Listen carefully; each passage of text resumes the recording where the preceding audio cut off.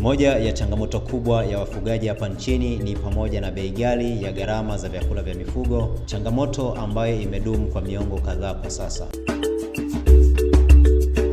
Ufugaji wa nzi chuma maarufu kama Black Soldier Farming unaweza kuwa suluhisho kwa wafugaji, kwani ni rahisi na salama, hivyo kupunguza gharama mpaka 80% ya ulishaji wa wanyama kama nguruwe, ng'ombe, kuku pamoja na samaki, na kuongeza kipato kwa wafugaji. Nzi chuma hutumika kuzalisha funza ambao hujulikana kama wadudu lishe wenye kiwango kikubwa cha protini kinachosaidia ukuaji wa haraka kwa wanyama pamoja na ndege, huku mabaki yake kutumika kama mbolea asilia, yani organic manure. Katika mfululizo wa makala za Shamba Ujuzi Safari, kutana na Mariam Christian Mabugo, mhitimu wa shahada ya sheria, mvumbuzi na mwanzilishi wa mradi wa Waste Protein Tech, aliyeamua kubadili taka kuwa kipato na kusaidia wafugaji pamoja na wakulima kupunguza gharama za uzalishaji wa vyakula vya mifugo kama nguruwe, ng'ombe, kuku na samaki kwa zaidi ya 80% kwa kuzalisha wadudu lishe wenye kiwango kikubwa cha protini, hivyo kuongeza tija na faida lukuki kwa wafugaji na wakulima, huku akilinda mazingira kwa kuamini kuwa taka ni mali. Karibu Shamba Ujuzi Safari.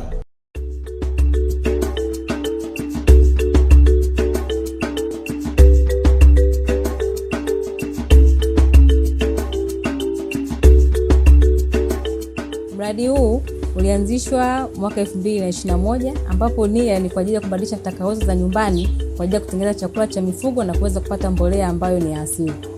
Lengo la mradi huu ni kwa sababu kwa kuna ongezeko kubwa la bei hasa kwenye vyakula vya mifugo pamoja na mbolea. Hiyo ilikuwa ni sababu moja iliyotufanya sisi au iliyotupelekea sisi tukasema tufanye mradi huu ili tuweze kusaidia jamii yetu. Na pia uzalishaji mkubwa wa taka kama wote ambapo tunajua, hasa kwa mkoa wa Dar es Salaam, taka nyingi ozo zinazalishwa kwa wingi, lakini zinakuwa haziwezi kuwa processed au ile kufanywa mchakato. Kwa hiyo sisi tukaona hiyo tatizo, tukaona tutumie hizo taka ili tuweze kuzibadilisha kuwa fedha. Na kama unavyojua sisi slogan yetu tunasema kwamba we believe waste is wealth.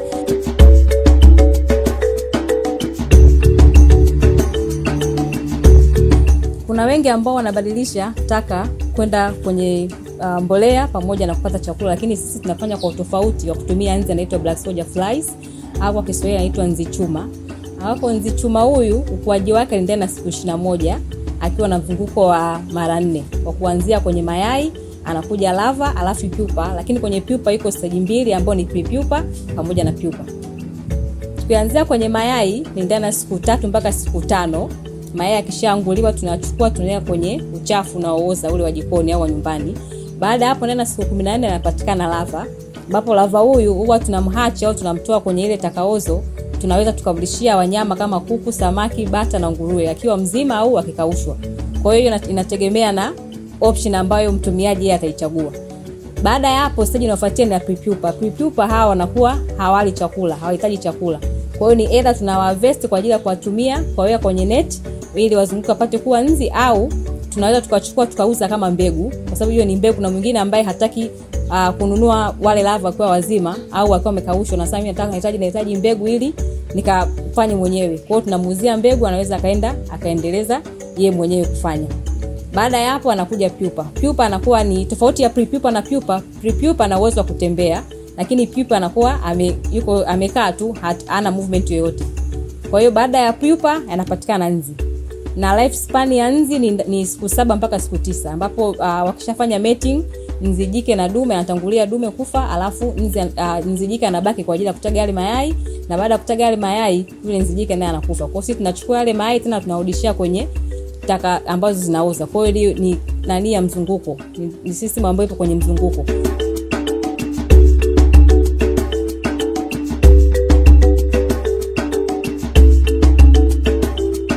Kwa hiyo mwanzoni kila mtu alikuwa akiona taka anaona kwamba ni kitu fulani ambacho kama ni cha kukera, lakini hajui jinsi ya kukihifadhi. Kwa hiyo sisi tumeweza kubadilisha hiyo zana na kuonyesha kwamba kuna uwezekano wa kubadilisha taka na kuweza kupeleka kwenye mali au kupata fedha.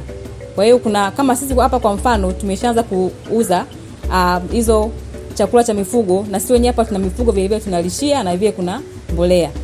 Kwa hiyo kutokana na kosti kuwa kubwa hasa za uzalishaji, hasa za ulishaji, unakuta wakulima wengi na wafugaji wanakuwa wanapitia changamoto kubwa kwenye kununua chakula. Kwa hiyo mtu anashindwa kujua afanyaje, au na ile mwingine anasema kwamba siwezi tena kufanya biashara ya ufugaji au ya kulima kwa sababu ni gharama kubwa. Kwa hiyo sisi tumekuja na hiyo solution na tunaona kwamba tunataka tukasaidia wafugaji na wakulima ili waweze kufikia vitu ambavyo vilivyo bora na kusaidia jamii nzima kwa ujumla.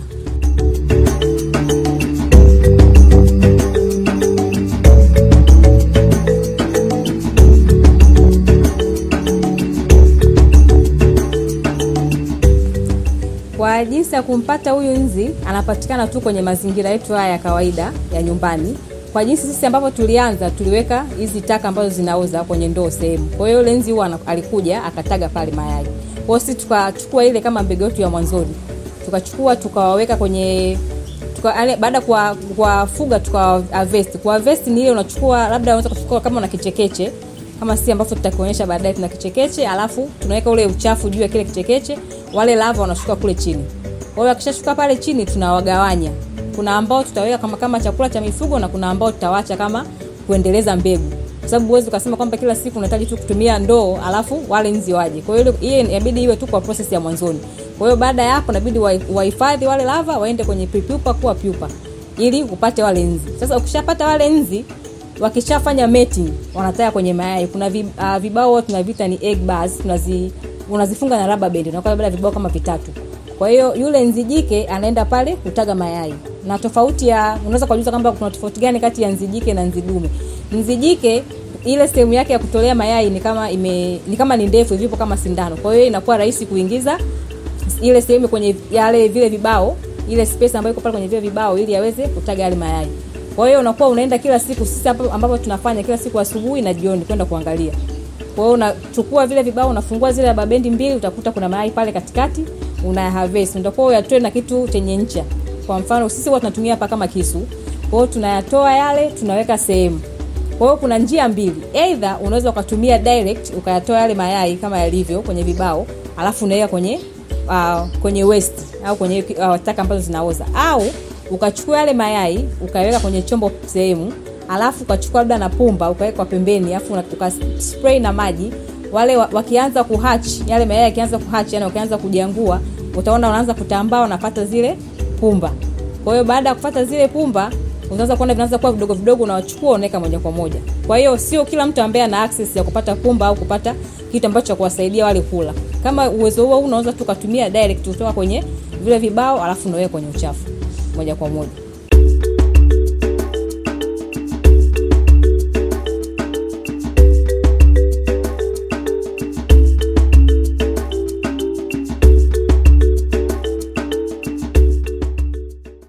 West Protein Tech tunazalisha mbolea, na mbolea hizi tumezikategorize kwa namna 2. Kuna ile ambayo tunaita frass ambayo inatokana na mabaki ya wale lava na pia kinyesi chake, na ile waste ambayo inakuwa disintegrate au tunasema ime break down. Kwa ule mchanganyiko wake ikiwa bado kwenye pond tunaitemu as frass kama unavyoiona, lakini pia tuna aina nyingine ya mbolea ambayo tunaitemu as fertilizer au mboji, kutokana na sisi tunatumia organic, ile waste ambayo inaoza. Kwa hiyo yale mabaki mengine yote yanayobaki yakioza yanakuwa kama scraps, ambayo yanakuwa ni mabaki makubwa ambayo bado hayajadisintegrate, yani hayajamengenyuka sana. Kwa hiyo tunayachukua, tunayahifadhi kwenye pondi maalum, ambapo tunakuwa tunamwagia na maji kidogo ili kuwezesha ile reaction iende kwa haraka ili tupate fertilizer hiyo.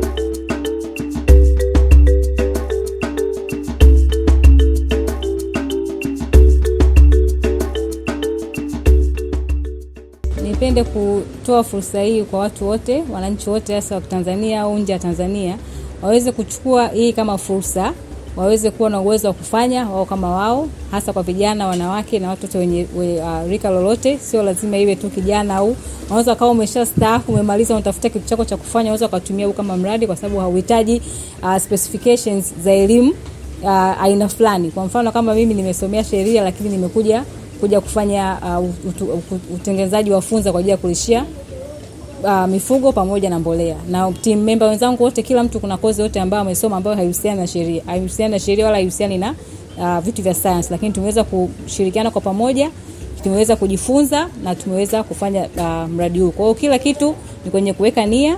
Ukiweka nia na ukiwa na uthubutu wa kuweza kufanya, hakuna kitu ambacho kinaweza kukuzuia.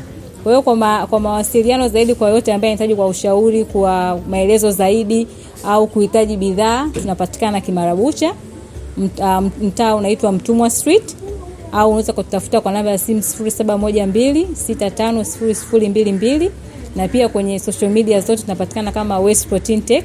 Kwa hiyo mtu ambaye anaweza akaanza kutafuta, kwa hasa kwa vijana na watu wengine, wanaweza kuingia kwenye mtandao wakatutafuta wakatuona vile, na kwa wale ambao wanataka kutuma email na vitu vingine, anaweza katuma westproteintech@gmail.com.